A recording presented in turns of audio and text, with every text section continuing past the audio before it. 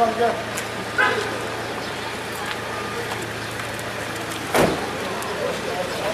Gel bir röportaj yapalım. Evet.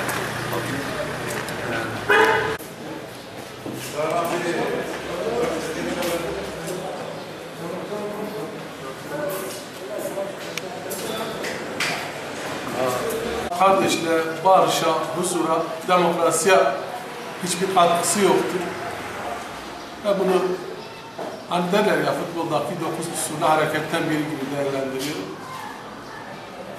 Biz halkımızın ve insanlarımızın hizmetindeyiz. Halkımıza ve insanlarımıza hizmet etmek için ne gerekiyorsa elimizden geleni yapmaya devam edeceğiz. Cenab-ı Allah ne yazmışsa ondan ötesi olmaz. Cenab-ı Allah da bize ömür verdiğince hizmetimize devam edeceğiz. Yapanları da Allah ıslah etsin. Yani müsbet bir amaca faydası olmayan bir eylemdir. Allah sonunu hayır etsin.